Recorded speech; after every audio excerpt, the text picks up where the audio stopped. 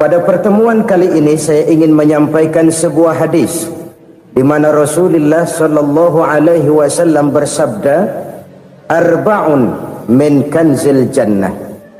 Simpanan surga ada 4 macam. Yang pertama, ikhfa'us shadaqah, menyembunyikan sedekah.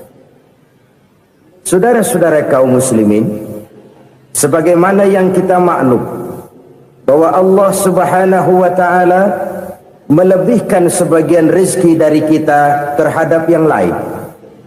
Ada yang kaya, ada yang setengah kaya, ada yang miskin, ada yang setengah miskin, dan selanjutnya. Ada yang gajinya kecil tapi penghasilannya gede. Ada yang penghasilannya gede tapi nggak punya gaji. Ada juga yang memang gajinya gede dan penghasilannya gede. Kelebihan rezeki merupakan sunnatullah dan tidak harus membuat kita merasa lebih dari yang lain. Bahkan sebaliknya, kelebihan itu harus membuat kita ringan tangan untuk menolong mereka yang memang memerlukan pertolongan. Kalau saudara diberikan ilmu, maka pertanyaan akhirat cuma satu: ilmumu kau amalkan untuk apa? Kalau saudara diberikan umur yang panjang, pengadilan akhirat juga bertanya satu: umurmu kau habiskan di mana? Tapi kalau saudara diberikan harta, pengadilan akhirat akan bertanya 2: hartamu kau dapat dari mana? Kau belanjakan kemana? Dari mananya ditanya dan kemananya juga ditanya. Oleh karena kita akan dimintakan pertanggungan jawab, maka amanah yang bernama harta ini harus kita gunakan dengan sebaik-baiknya. Ada penggunaan yang merupakan kewajiban, itu zakat namanya. Ada penggunaan yang sewaktu-waktu, itu infak namanya. Ada yang lebih sewaktu-waktu lagi, dan itu sedekah namanya. Zakat dia terikat oleh haul dan nisab, oleh putaran batas waktu dan ukuran dari harta itu sendiri. Sedangkan infak terikat oleh situasi dan kondisi perekonomian seseorang. Sedangkan sedekah tidak terikat dengan apapun. Dalam kondisi seperti apapun kita bisa melakukan sedekah dengan yang terkecil sekalipun.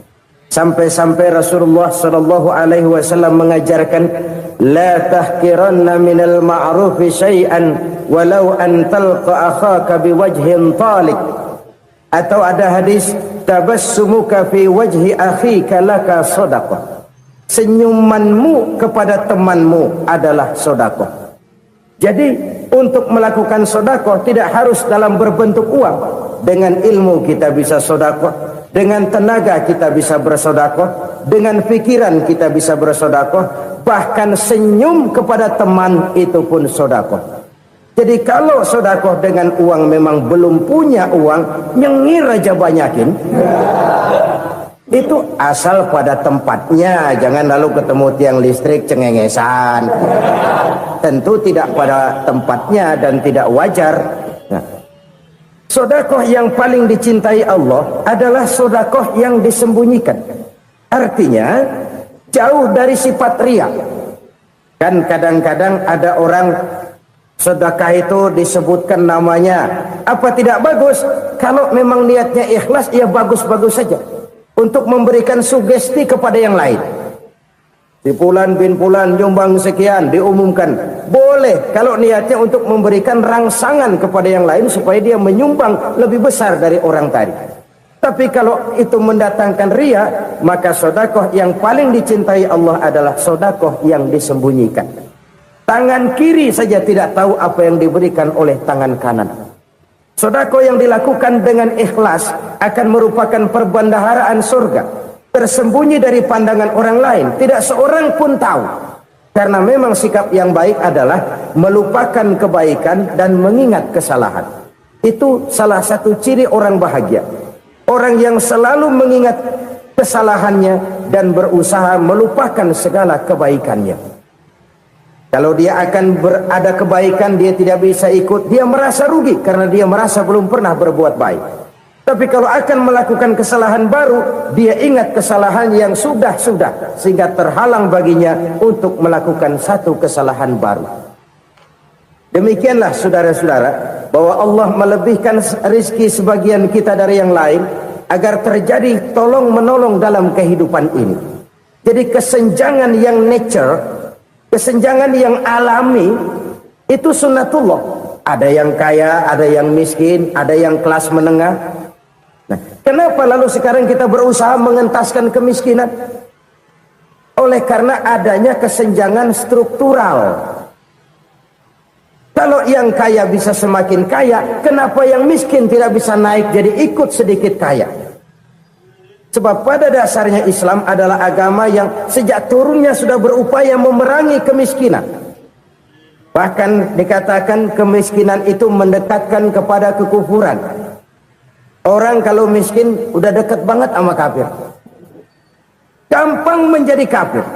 Berapa banyak saudara-saudara kita yang oleh karena soal perut, oleh karena soal materi, terpaksa meninggalkan dan menanggalkan akidahnya, menjual petunjuk yang diberikan Allah dengan kesenangan dunia yang cuma sebentar ini. Na'udzubillah summa na'udzubillah. Jadi makin kita sembunyikan satu sedekah, semakin banyak perbendaharaan kita di surga. Sedekah yang paling dicintai Allah adalah sedekah yang disembunyikan. Malahan ada seorang sufi, dia punya kebiasaan kalau pergi sholat Jumat dia bawa uang, itu uang dia taruh di bawah tikar masjid. Dia niat sedekah kepada siapa saja yang nemuin itu duit. Maksudnya apa? Supaya yang nemuin nggak tahu siapa yang punya duit. Demikian dia saking ingin menyembunyikan sedekahnya. Karena sifat ria itu bisa memakan amal kita sendiri. Ria itu termasuk menyebut-nyebut kebaikan kita. Orang yang suka nepuk dada, sedikit-sedikit ngitungnya kalau nggak gua. Tuh kalau nggak gua tuh. Tuh yang belas itu kalau nggak gua. Iya kalau nggak lu kenapa emang? Orang yang suka menepuk jasad. Tuh biasanya memang begitu saudara-saudara. Kalau perang lagi berkecamuk, orang nggak sempat ngaku jadi pahlawan. Tapi begitu perang selesai, yang kagak kenal bedil ngaku pahlawan, mas. Itu sesuatu yang biasa. Oleh karenanya orang-orang yang ikhlas dalam bersodako, disembunyikannya sodako itu Allah cinta betul.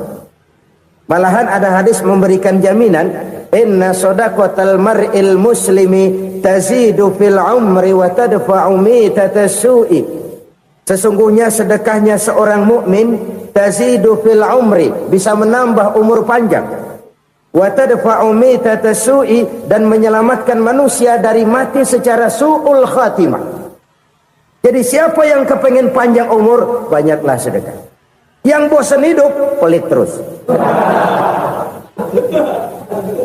Sedekah menambah panjang umur dan menyelamatkan manusia dari mati secara su'ul khatimah. Pak, katanya umur itu nggak bisa ditambah, nggak bisa dikurangin. Kapan? Kalau ajal sudah datang. Fa idza jaa ajaluhum la yastakhiruna sa'atan wa la yastakdimun. Kalau ajal datang tidak bisa dimajukan, tidak bisa dimundurkan. Itu kalau ajal sudah datang. Tidak bisa lagi umur ditambah dikurangi, sudah datang. Tapi kalau belum datang, itu kan haknya Allah. Mau ditambah, mau dikurangi, hak prerogatif Allah. Sebagai pencipta manusia, Allah maha kuasa dan maha mampu. Sedekah ini menambah panjang umur dan menyelamatkan manusia dari mati secara su'ul khatimah. Itu orang mati kan sama ya, kondisinya mati, nggak nafas. Tapi hakikat mati kan lain-lain. Ada yang mati itu husnul khatimah, baik akhirnya. Misalnya lagi ngaji mati, lagi sholat mati, lagi sedekah mati. Ini yang dinamakan dengan husnul khatimah, baik di akhirnya. Sebaliknya ada yang su'ul khatimah, jelek di akhirnya. Ini yang jadi catatan akhir. Lagi nyekek botol, mampus. lagi banting kartu modar. Su'ul khatimah, jelek pada akhirnya. Sedekah menyelamatkan manusia dari mati secara su'ul khatimah. Dan kita semua kepengen mendapat husnul khatimah, jauh dari su'ul khatimah. Oleh sebab itu yang bisa menyelamatkan kita dari penyakit itu antara lain adalah sedekah yang disembunyikan, yang dikerjakan dengan ikhlas karena Allah, tidak karena kepengen dipuji orang, tidak karena ingin dikatakan orang pemurah. Sebab orang dermawan itu orang yang memberi tanpa harus diminta. Kalau masih harus diminta, ya belum dermawan namanya. Masih harus diminta. Kalau nggak diminta, ya tulus, lolos, polos. Saudara-saudara kaum muslimin rahimakumullah, harta adalah amanat dan akan kita pertanggungjawabkan. Allah melebihkan rizki sebagian kita dari yang lain agar kita saling tolong menolong, bantu membantu. Nabi janjikan siapa yang meringankan beban saudaranya muslim di dunia, Allah akan meringankan bebannya di akhirat nanti. Sebuah jaminan dari baginda Nabi.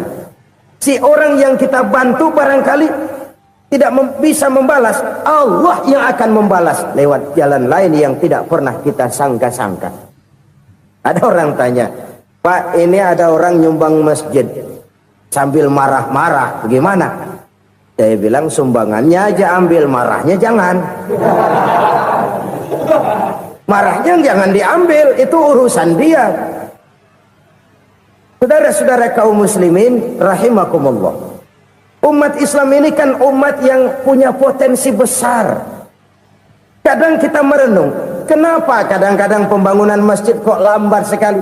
Kalau hotel hari ini peletakan pertama, bulan depan peresmian. Supermarket hari ini peletakan batu pertama, minggu depan peresmian.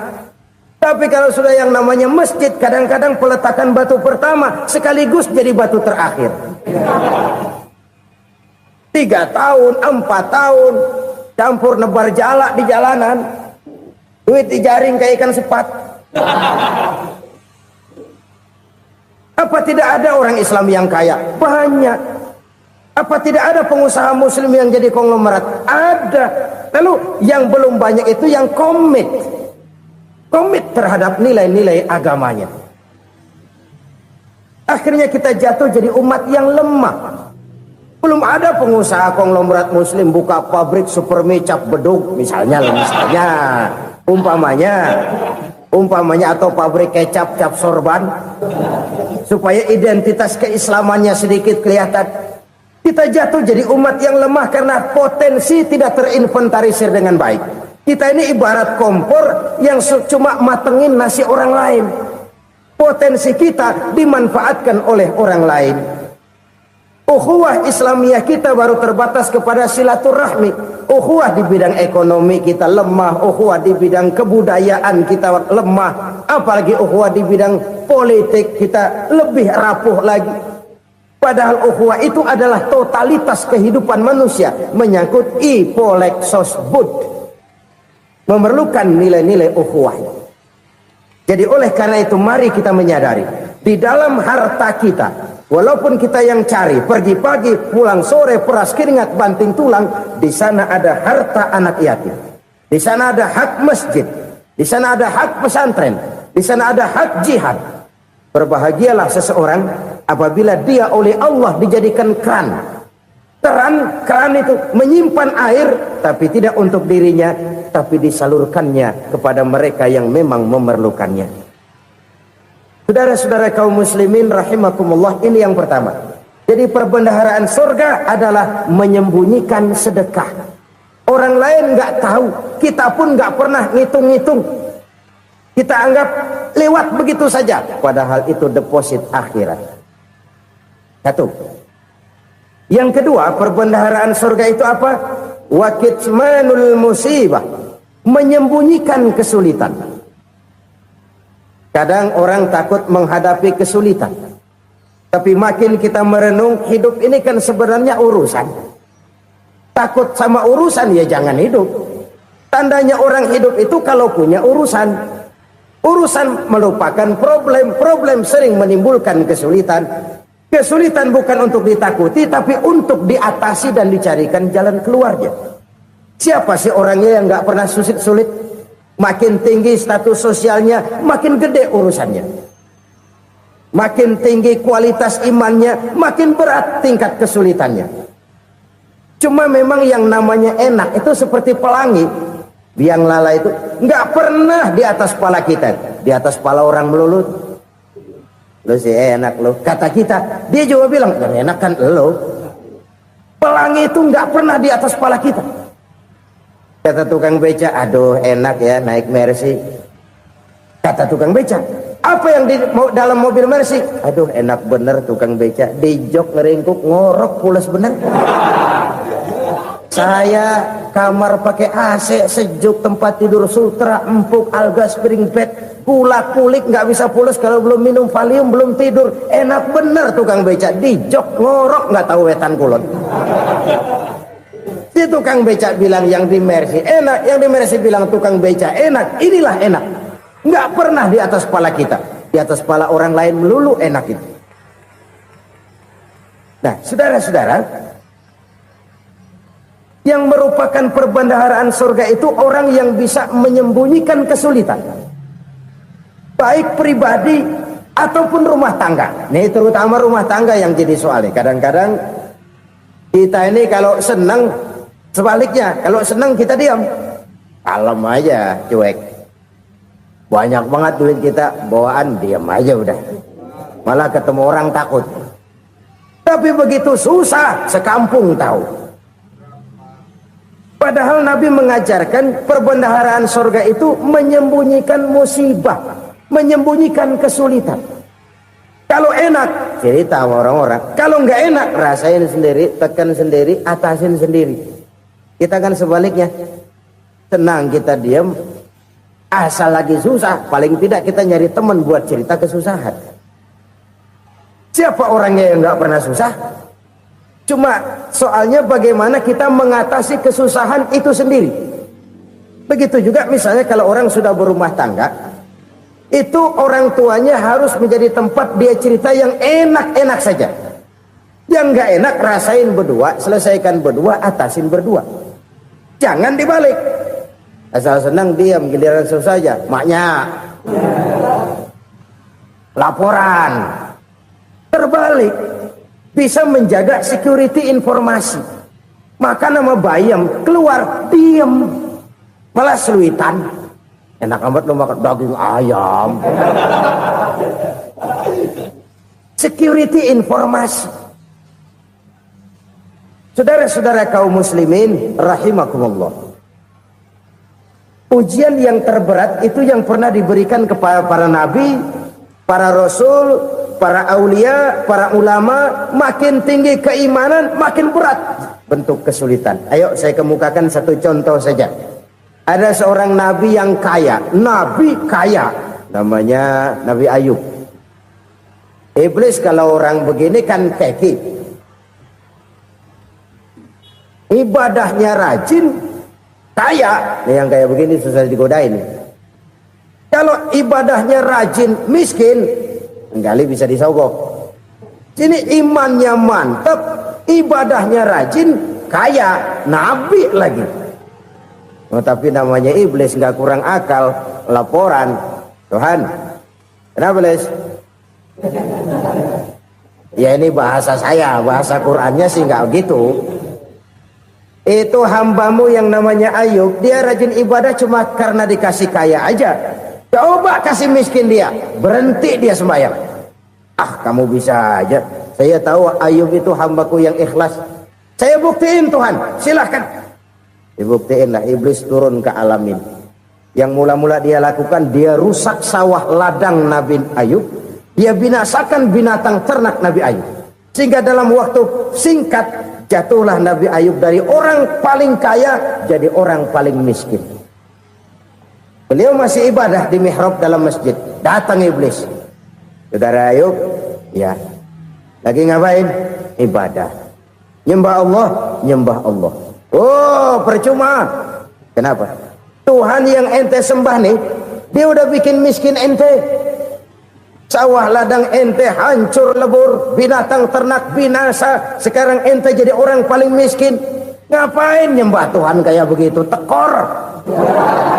Udah berhenti dah ibadah, berhenti ibadah. Ini iblis sama Tuhan laporannya lain, yang dikerjakan kepada Nabi Ayub juga lain. Benar begitu iblis kata Nabi Ayub? Iya, sawah ladang saya habis, buras. Binatang ternak saya binasa, binasa. Saya miskin, bangpak. Apa jawab Nabi Ayub? Bukan innalillahi, ini hebat. Alhamdulillahillazi a'tani wa akhza minni. Segala puji bagi Allah yang telah memberikan harta kepada saya dan sekarang mengambilnya lagi. Alhamdulillah. Allah yang ngasih, Allah yang ambil. Itu mah urusan Allah. Iblis cuman ibadah jalan terus, sujud lagi Nabi Ayub. Iblis seleher gondok banget. Dasar Nabi nggak mempan dia apa-apain. Miskin malah alhamdulillah. Allah yang ngasih, Allah yang ambil. Jadi kalau kita tidak komit, kita tidak terikat kepada kaya, miskin, senang, susah, apa yang bisa bikin kita susah? Jadikan kekayaan, kemiskinan, jadikan senang, susah sebagai anak buah yang bisa kita atur. Jangan kekayaan ngatur kita, jangan kemiskinan ngatur kita. Kita yang harus mengatur mereka. Senang, susah, kaya, miskin, bahagia, sengsara, jadikan itu anak buah yang bisa kita atur. Kalau sekarang kita kaya, lain saat boleh jadi kita miskin, semiskin-miskinnya. Allah yang ngasih, Allah yang ambil. Tenaga mana yang bisa menghalangi? Ibadah jalan terus. Iblis makin gondok. Dasar Nabi loh. Akhirnya apa? Nabi Ayub dikerjain, diberikan penyakit. Demikian fatal penyakitnya. Bayangin, udah miskin sakit. Masya Allah. Miskin sakit. Sakitnya nggak lama, kira-kira 16 tahun. Istrinya 3, 2 mental minta ceraiin. Ngerawatin laki bengek begini. Senang belum tentu, susah udah pasti nih. Cerai aja, cerai dah. Cerai. Tinggal satu Siti Rahmah yang setia menemani beliau. Sesetia-setianya hati perempuan. Satu saat Siti Rahmah bilang, "Bang, iya, abang kan Nabi bang. Lalu namanya Nabi kan doanya jarang meleset bang. Maksud kamu minta kenapa sih sama Tuhan biar abang sembuh baik dah bang?" Siti Rahmah, iya. Saya sakit berapa tahun sih dah? 16 tahun bang. Sebelum ini saya sehat berapa tahun? Ya kira-kira 60 tahun bang. Nah coba ente banding-bandingin Rahmah.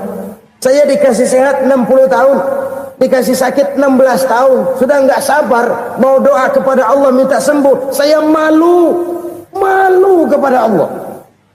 Diuji dengan yang luar biasa seperti ini, tidak mengganggu stabilitas kehambaannya. Dia tetap menghamba kepada Allah Subhanahu wa ta'ala.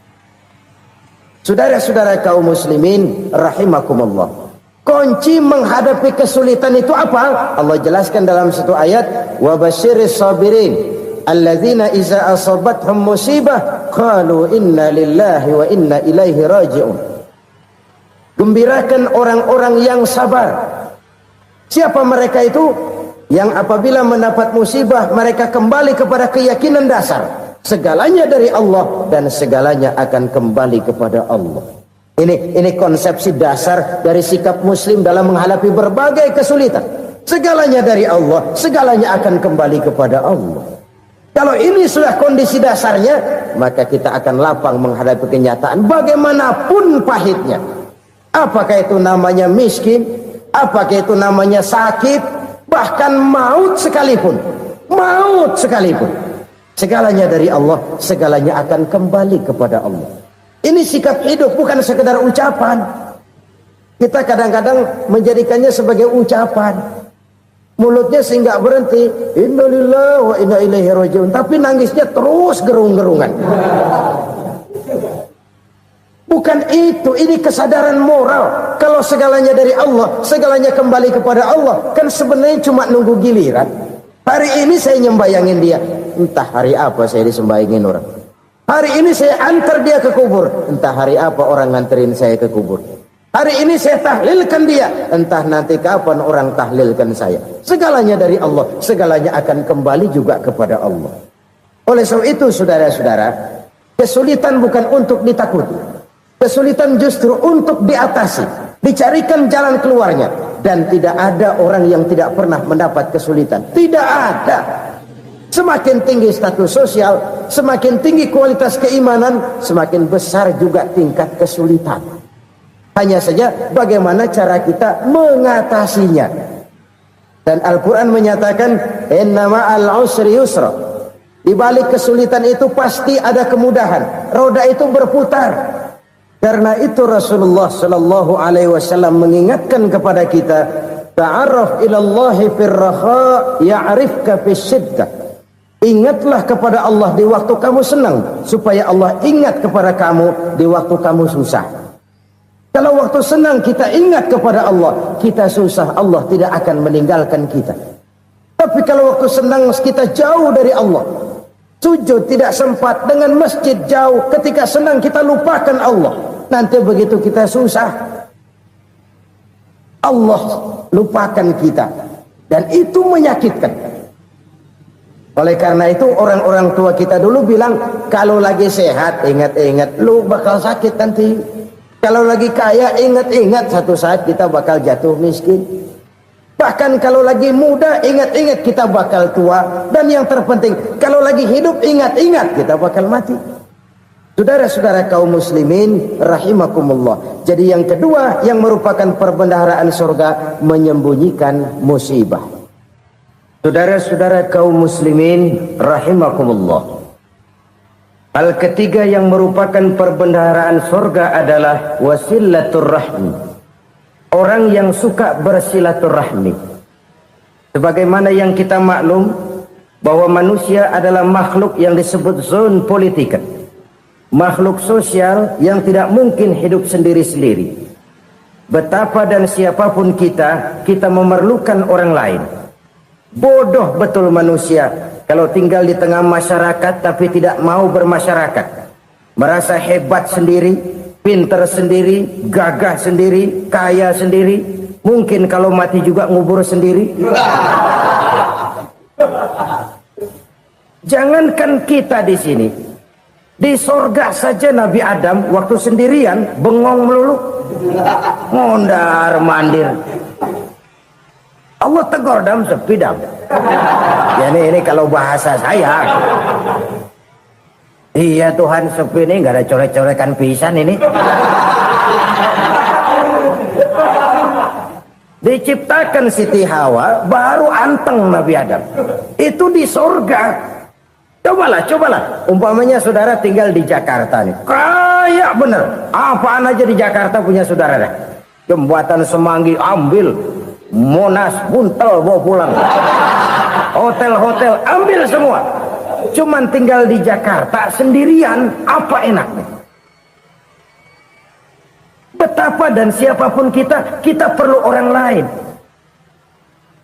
Tidak ada seorang pun yang bisa memenuhi kebutuhan hidupnya secara sendiri-sendiri. Nah, Islam telah menyelamatkan manusia dari ras diskriminasi, mengikat manusia dengan persaudaraan yang berlandaskan kepada akidah. Karena itu dianjurkan bersilaturahmi. Bahkan Nabi menyatakan, man arada ayyubsata lahu fi rizqihi wa yunsa'a fi atharihi falyasil rahimah. Siapa yang kepengen diluaskan rezekinya dan dipanjangkan usianya, banyaklah ia bersilaturahmi. Siapa yang kepengen dimudahkan rezekinya, hendaknya ia banyak bersilaturahmi. Kalau banyak teman, kesulitan kan paling tidak ada tempat cerita. Udah susah, sendirian kita pikirin diri, nggak ada tempat tukar pikiran. Cepet banget sama bengek. Dilawan sendiri. Nah, secara makro kita bisa berkata, tidak mungkin ada kemenangan kalau tidak ada kekuatan. Tidak ada kekuatan kalau tidak ada kesatuan dan persatuan. Tidak mungkin ada kesatuan dan persatuan tanpa semangat silaturahmi. Kalau umat Islam mau menang, dia harus kuat. Kalau umat Islam mau kuat, dia harus bersatu. Kalau umat Islam mau bersatu, dia harus membudayakan silaturahmi ini. Bahkan sampai-sampai kata Nabi, kalau bisa cari nilai tambah. Apa? Silman koto'ak. Bersilaturahmilah kau kepada orang yang marah denganmu. Masya Allah, indahnya ajaran agama kita. Orang yang marah pun kepada kita, kata Nabi, kalau bisa bersilaturahmilah kepadanya, kepada orang yang marah itu. Di situ nilai tambah. Cuman jujur nih hadis, ngucapinnya gampang, ngamalinnya yang berat banget. Orang marah sama kita, kita disuruh silaturahmi, ada apa malu? Lu marah, ada gua marahan lagi, kan gua pikirin. Saudara-saudara kaum muslimin rahimakumullah. Tapi ini yang diajarkan, bahkan ini yang dicontohkan oleh baginda Rasul.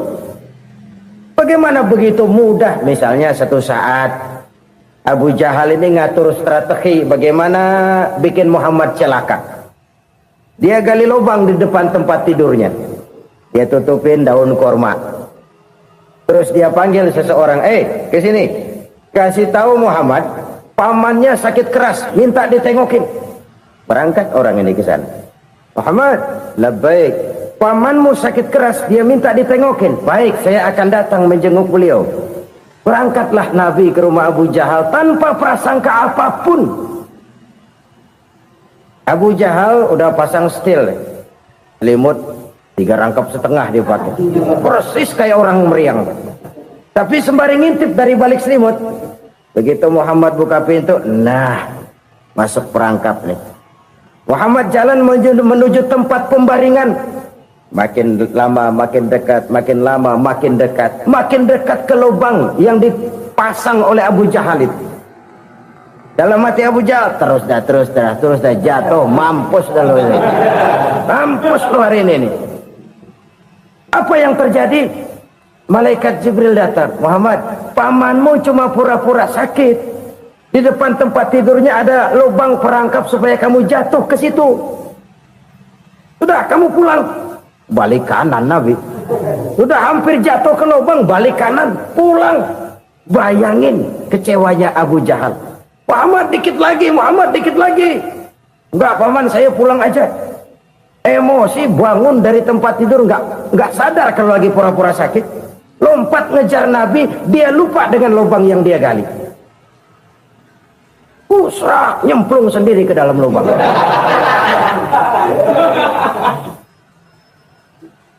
Nabi terus berlalu. Ini terjadi keanehan. Jatuh ke lubang yang dia gali itu sebenarnya nggak terlalu dalam ya, antara 3-4 meteran lah. Tolong saya jatuh ke lubang ini. Datanglah pelayan-pelayannya itu. Angkat saya dari sini. Oh, yang ngulurin tambang. Satu gulung belum juga nyampe itu tambang. Kurang beli lagi ke warung. Sambung ulur lagi, nggak juga bisa sampai. Wah ini kerjaan Muhammad ini. Tolong siapa salah seorang kamu ke rumah Muhammad, kasih tahu encangnya kecebur. Minta ditolongin. Sampaikan kepada Rasul. Kenapa? Pamanmu jatuh ke lubang, Muhammad minta tolong diangkatin. Tambang udah nyambung-nyambung nggak nyampe juga. Ya nanti saya datang saya tolong. Coba. Nyata-nyata orang berniat jahat mau mencelakakan dia. Datang dia menolong. Ini yang disebut air tuba dibalas air susu ya ini. Bukan sebaliknya. Air tuba dibalas air susu. Paman, kecebur ya? Iya Muhammad, tolong ini. Pegang tangan saya. Nabi ulurkan tangannya. Nyampe. Dipegang oleh Abu Jahal. Diangkat ke atas. Sampai atas. Apa kata Abu Jahal? Sihirmu memang hebat Muhammad. Udah ditolongin dikata sihir. Ya enak kita kemplang kan itu orang begitu. Urusan apa? Tapi inilah akhlak. Kalau bisa kamu bersilaturahmilah dengan orang yang marah kepadamu sekalipun. Orang marah kita tetap baik. So, kalau kita berbuat baik sama orang yang memang baik, rasanya sih biasa-biasa aja. Orang baik kita baik lagi, ya draw aja, belum ada nilai tambah di situ. Baru ada nilai tambah kalau kita bisa berbuat baik kepada orang yang nyakitin kita. Itu namanya kita setingkat di atas dia. Dia sakitin kita, kita berbuat baik sama dia. Dia pelit sama kita, kita baik sama dia. Dia marahin kita, kita deketin dia. Di situ kita punya nilai tambah. Jadi siapa yang ingin diluaskan rezekinya, kata Nabi, dan dipanjangkan umurnya, hendaklah ia banyak-banyak bersilaturahmi. Sederhana sebenarnya silaturahmi. Tapi silaturahmi membangkitkan semangat kesatuan dan persatuan. Kesatuan dan persatuan melahirkan kekuatan. Dalam matematika, 1 ditambah 1 pasti 2. Tapi di tengah masyarakat, 1 orang takut ditambah 1 orang takut, hasilnya jadi 2 orang setengah berani. Kenapa setengah berani? Karena udah berdua. Tadi pan takut sendirian. Kalau dia kumpul turu-turu takutlah jadi berani. Kita yang lemah, kita yang tidak berdaya, kita yang miskin, kalau mau kompak bersatu, apa yang nggak bisa kita kerjain? Apalagi tinggal di kota besar, pilihan cuma 2, bertahan atau minggir. Bertahan atau minggir. Untuk bisa bertahan harus mampu bersaing. Untuk mampu bersaing harus punya keahlian. Keahlian harus ditunjang dengan pendidikan, ditambah oleh kekompakan sebagai umat. Udah miskin mencar mulu, orang injak kita. Orang nggak pandang urusan apa malu. Oleh karena itu silaturahmi pada hakikatnya merupakan roh dari ukhuwah yang diajarkan oleh agama kita. Bagaimana Islam menyelamatkan masyarakat manusia dari ras diskriminasi, mengikat manusia, dan tidak ada persaudaraan yang lebih indah selain persaudaraan yang diikat dengan nilai-nilai akidah. Sepanjang orang di jalan Allah, itulah saudara kita. Keluar dia dari jalan Allah, selesailah persaudaraan sampai di situ. Karena itu, kalau ingin menyimpan sesuatu di surga, banyaklah bersilaturahmi. Datang ke rumah ini, datang ke rumah itu, dan lain sebagainya. Itu simpanan kita di akhirat nanti. Ini yang ketiga. Saudara-saudara, yang keempat, perbendaharaan surga itu apa? Wa qawlu la hawla wa la quwwata illa billah. Ucapan la haula wa la quwwata illa billah. Ibadah kan ada yang berat, modalnya besar. Bangun masjid berat, modalnya besar. Bangun rumah sakit berat, modalnya besar. Ada ibadah yang berat tapi modalnya ringan. Misalnya puasa. Puasa itu berat, mengendalikan nafsu. Kalau sekedar nggak makan nggak minum sih enteng, mengendalikan nafsu itu jihad terbesar. Tapi kan modalnya ringan, cuma niat saja. Ini ibadah berat, modalnya ringan. Ada ibadah yang ringan, modalnya juga enteng. Seperti termasuk ucapan la haula wa la quwwata illa billah. Tanpa sadar, la haula wa la quwwata illa billah, nyelengin tuh di surga. Nyelengin, kita nggak terasa, nyelengin simpenan akhirat. La haula wa la quwwata illa billah, nyimpan lagi. Kaget, la haula wa la quwwata illa billah, nyimpan lagi. Banyak simpenan. Walaupun sebenarnya yang dimaksud di sini adalah kesadaran batin bahwa tidak ada daya dan kekuatan kecuali Allah. Itu intinya. Kita memulai pekerjaan disunahkan baca bismillah, kan begitu?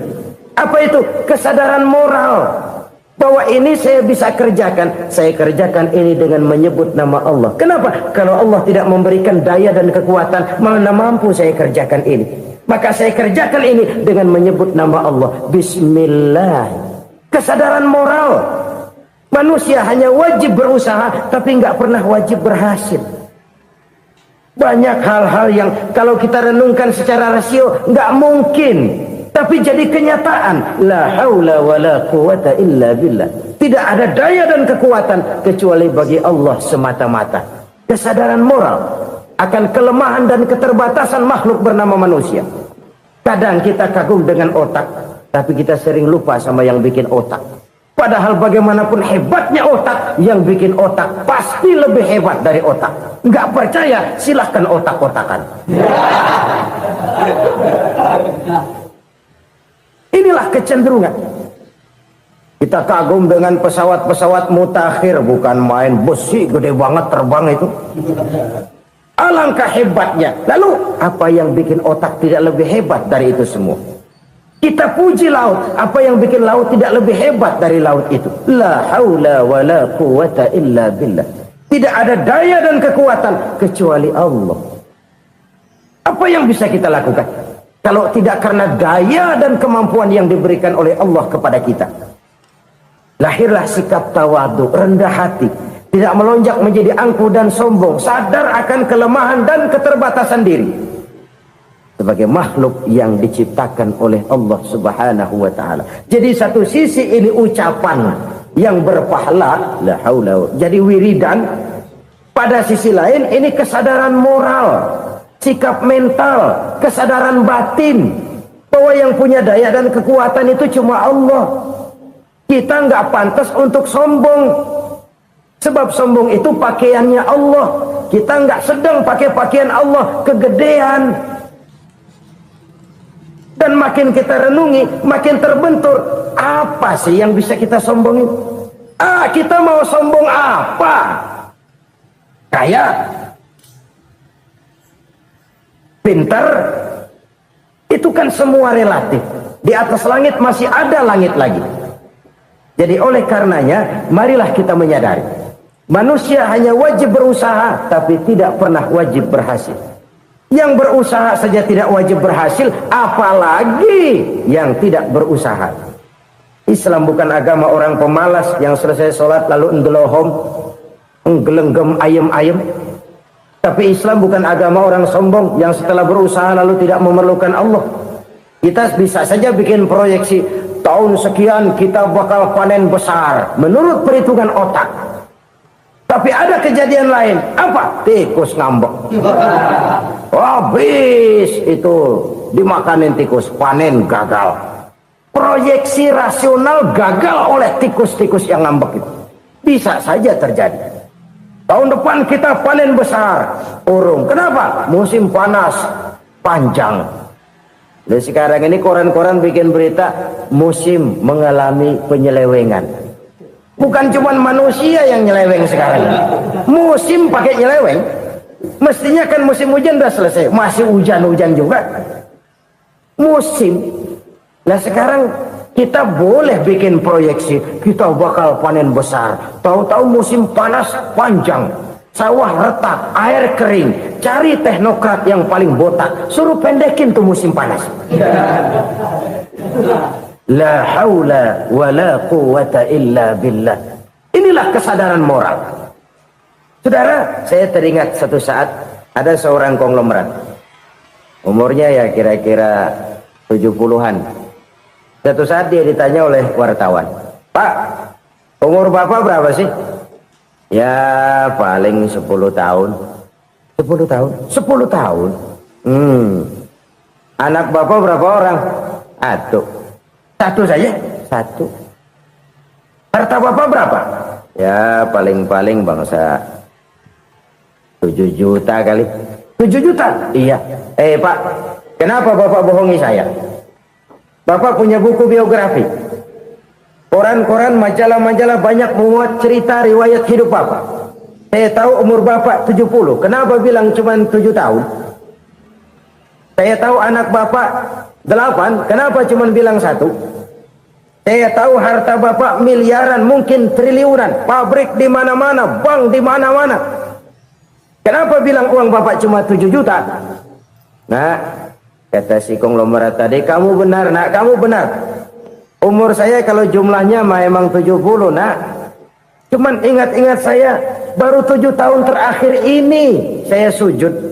Baru 7 tahun terakhir ini saya berusaha dekat dengan Allah. Saya laksanakan perintahnya, saya jauhi larangannya.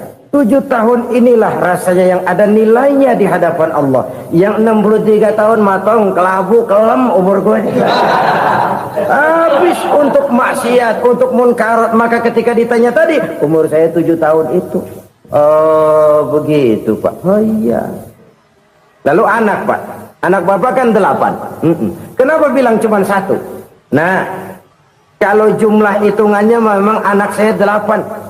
Tapi dari 8 orang ini rasanya cuma 1 nih yang bakal jadi buah hati, belahan jantung, pelanjut cerita, penerus sejarah, bakal jadi anak soleh yang akan mendoakan saya.